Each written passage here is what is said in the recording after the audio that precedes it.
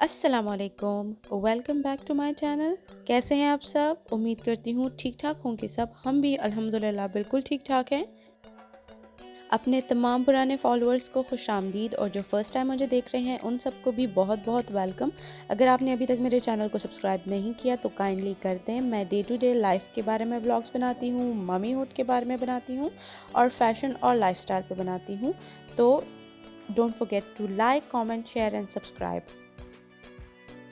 तो जैसा कि आपने पिछले व्लॉग में देखा, मैं इधर अम्मी की तरफ आई हुई हूँ और यहाँ पे आके बहुत ज़्यादा सुस्ती हो गई है, आराम ही आराम हो रहा है। इस वजह से व्लॉग भी नहीं बन रहा। तो ये एक रैंडमली एक डे उठा के मैंने सोचा चलो अम्मी का थोड़ा बहुत काम कर देते हैं। बिज़ी थी अम्मी, तो मैंने सोचा चलो मैं चूल्हा वगैरह साफ़ करके कुछ खाना शाना बना लेती हूँ।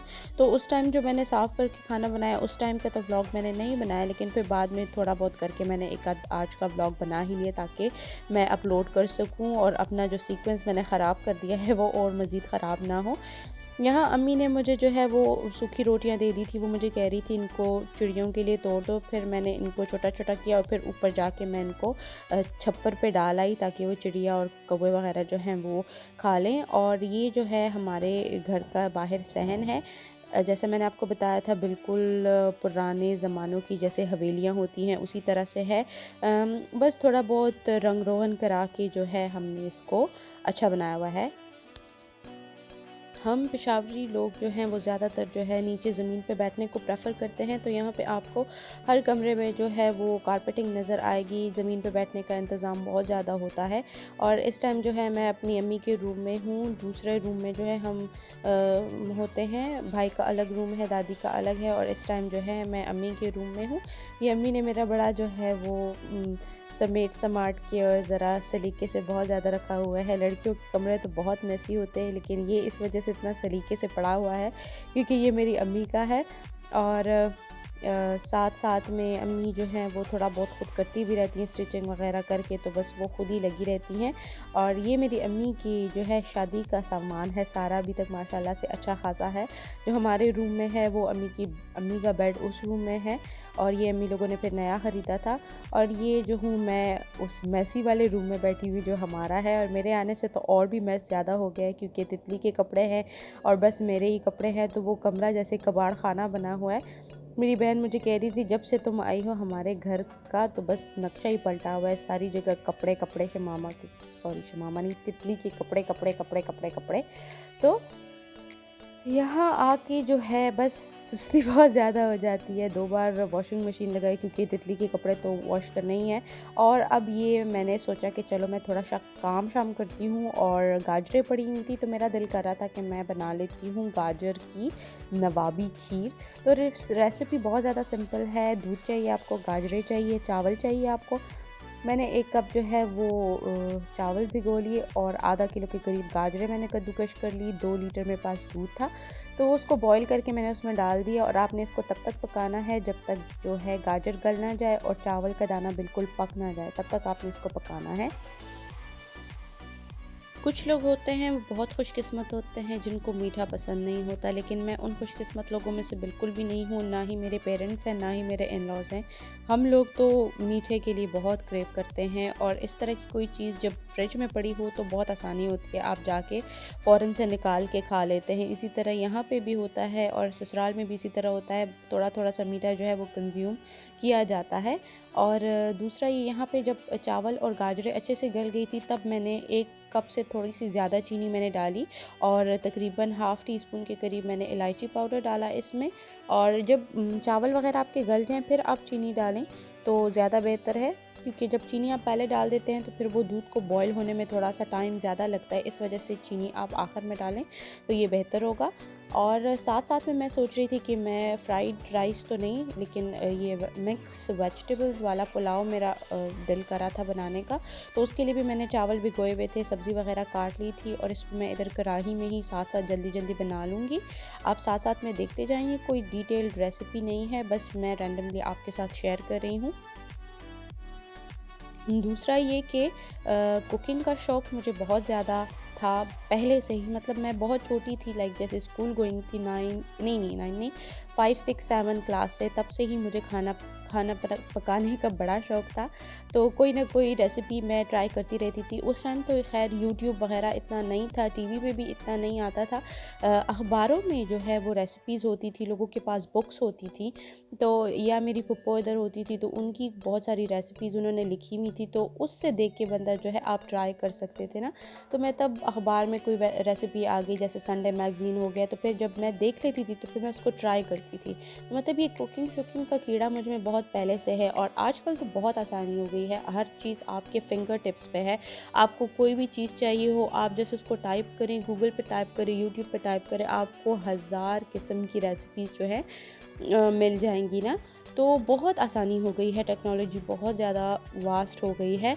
और दूसरा ये, जो मुझे बहुत शुरू से फॉलो कर रहे हैं, जब मैंने चैनल बनाया था तब की मैं बात कर रही हूँ, और वो लोग जानते होंगे कि ये वो किचन है जहाँ से मैंने अपना यूट्यूब का चैनल स्टार्ट किया था।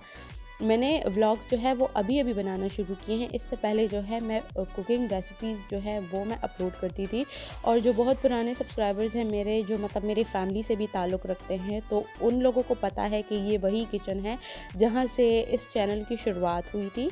और मुझे बहुत बहुत बहुत पसंद है ये जगह, ये घर, ये माहौल, सब मुझे बहुत पसंद है, क्योंकि ये मेरी बुनियाद है, ये मेरी असलियत है।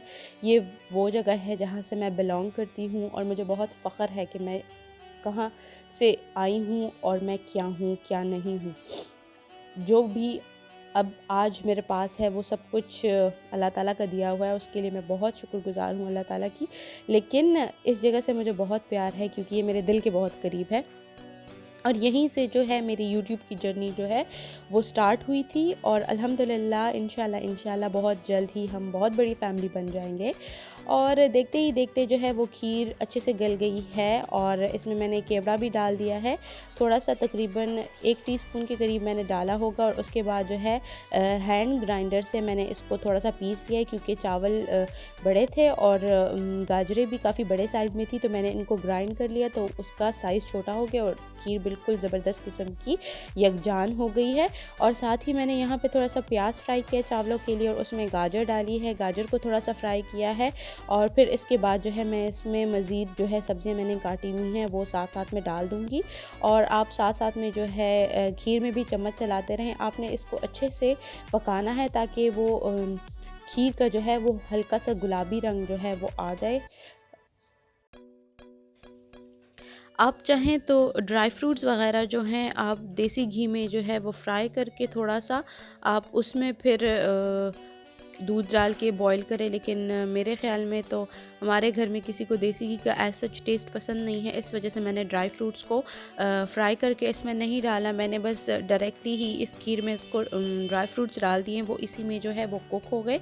साथ में ही मैंने 6-7 छवारे जो थे उनको मैंने बॉईल कर लिया था, ताकि वो ईज़िली चुएबल हो सके। छवारे बहुत सख्त होते हैं, तो वो बॉईल किए बगैर जो है आप इतना आसानी से खीर वगैरह में नहीं खा सकते। या तो आप इसको दूध में ही बॉईल कर लें, या फिर आप इसको पानी में बॉईल करके जो है फिर आप इसको खीर में शामिल करें, तभी वो ठीक तरीके से होते हैं। अभी गाजर को फ्राई करते वक्त मैंने साथ में जो है शिमला मिर्च भी डाल दी है, और उसके बाद मैं इसमें बंद गोभी डाल दूँगी, और फिर स्पाइसेस वगैरह शामिल करूँगी इसमें। गाजर की खीर के अलावा जो है मुझे गाजर का हलवा भी बहुत ज़्यादा पसंद है, लेकिन दूध पड़ा हुआ था, गाजरें कम थी गजरेले के हिसाब से, तो फिर मैंने सोचा कि चलो खीर ही बना लेते हैं। तो फिर आखिर में खीर पे हमने इत्तेफाक कर लिया, और फिर मैंने बना ली। और साथ में चावल भी जो थे वो अच्छे खासे बन गए थे। यहाँ पे जो है जैसे मैंने आपको बताया था, केपी साइड पे, पेशावर साइड पे और सवाबी साइड पे लोग जो है वो सेला चावल पसंद करते हैं, और ये वही सेला चावल है। हम पंजाब साइड पे, सियालकोट साइड पे जो है हम बासमती चावल यूज़ करते हैं। वो ज़्यादातर यहाँ पे लोग तो उसको खिचड़ी का चावल कहते हैं, लेकिन वहाँ पे जो है वो वाला चावल पसंद किया जाता है। वो बहुत ही क्रिटिकली उसको ट्रीट किया जाता है, मतलब उसको आपको बहुत ध्यान से हैंडल करना होता है। जबकि ये चावल जो है ये आराम से, अगर आपका थोड़ा सा पानी ज़्यादा भी हो जाए तो भी टूटते नहीं हैं। उसमें ज़रा सा भी पानी ज़्यादा हो जाए ना, तो बस फिर वो पप्पा खिचड़ी बन जाती है। और यहाँ पे जो है मैंने चवारे जो है उनको मैंने काट लिया है, डीसीड कर लिया है और इसको फिर मैं काट के खीर में शामिल कर दूँगी। इसके अलावा जो है मैंने जो है वो कोकोनट जो है खोपरा उसको काट के वो भी मैंने बीच में डाल दिया। आपके पास जो भी नट्स अवेलेबल है, पीनट्स हैं, बादाम है, पिस्ते हैं, जो भी हैं आप डाल दें। मेरे पास इस टाइम वो थे, खोपरा था और चवारे थे और साथ में मेरे पास पीनट्स थी। बस यही तीनों चीज़ें मैंने इसमें शामिल की हैं और बस लजीज किस्म की जो है हमारी फिर खीर बिल्कुल रेडी हो गई। मेरे अब्बू जो हैं वो हिंदको स्पीकर हैं, तो हम बेसिकली जो है हम शहरी हैं, पेशावरी हैं। तो हिंदको जो है वो हमारी घर में बोलने वाली ज़बान है, जबकि मेरी अम्मी जो हैं वो पठान हैं। तो कहते हैं अम्मी की साइड थोड़ी ज़्यादा डोमिनेटिव होती है, तो इस वजह से जो है हम पश्तो घर में बोलते हैं। भाई बहन अब्बू भी हमारे साथ पश्तो बोलते हैं, हमारे दादाजी जो थे वो भी हमारे साथ पश्तो बोलते थे। लेकिन मेरी दादी और मेरे फुप्पो वगैरह जो हैं हम लोग हिंदको स्पीकिंग हैं, हम लोग आपस में हिंदको वगैरह बोलते हैं। तो इस वजह से ज़्यादातर लोग जो है वो शक करते हैं कि आप शहरी नहीं हैं या ऐसे करते हैं कि आप पठान नहीं हैं, क्योंकि आपकी हिंदको भी बहुत क्लियर है और आपकी जो है पश्तो भी बहुत ज़्यादा क्लियर है। तो ये इस वजह से है क्योंकि हम दोनों जो है दोनों साइड्स को हमने पकड़ा हुआ है।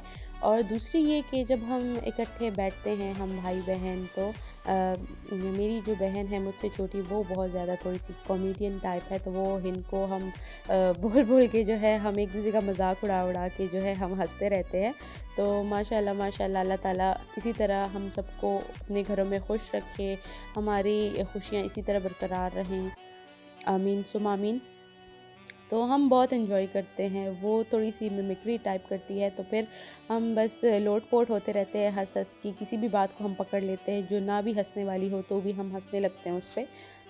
ये भाई-बहनों का बॉन्ड इसी तरह होता है। अल्लाह ताला हर हर किसी के भाई-बहनों का जो बॉन्डिंग है हमेशा इसी तरह रखे, आमीन सुम आमीन। ये बहुत प्यारे रिश्ते होते हैं और ये जो है इनका कोई निमल बदल नहीं होता। ये तो जब आप दूसरे घरों में चले जाते हैं तो फिर आपको पता चलता है कि मतलब भाई-बहनों का रिश्ता क्या होता है। ये इंसान को कदर तब आती है जब आप थोड़ा बहुत दूर हो जाते हैं, तभी एक दूसरे की कदर बहुत ज़्यादा हो जाती है।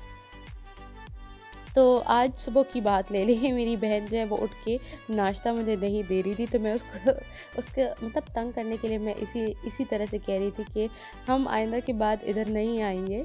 चलिए मैं आपको हिंदको में बताती हूँ ना कि असी व थोड़े कार ना आसिए थोड़े कार आके ना बंदा जलीलो ख्वार हो जाता है। तो बस ये थोड़ी बहुत क्या कहते हैं तंग करा करा के हंसा के जो है वो आखिर में उठी और नाकाम होके उसने मुझे चाय बना कर दे दी। तो ये होती है बड़ी बहनों का हथियार, ब्लैकमेलिंग करना। आप भी किया कीजिए अपने छोटे भाई बहनों को ब्लैकमेल और अपना काम निकलवाया कीजिए। और यहाँ पे जो है चावल में मैंने काली मिर्च डाली है, क्रश्ड रेड धड़ा मिर्च डाली है और नमक डाला है, थोड़ा सा चिकन पाउडर। फिर जो है पानी आप इसमें डालें, नमक वगैरह एडजस्ट करके जो है आप इसको सर रख के कवर कर दे, थोड़ा सा पहले करें ताकि वो पानी खुश्क हो जाए। तो फिर उसके बाद आपने इसके ढक्कन को कपड़ा लगा के जो है वो बंद कर देना है। तकरीबन 20 मिनट के दम के बाद जो है चावल तैयार हो जाते हैं।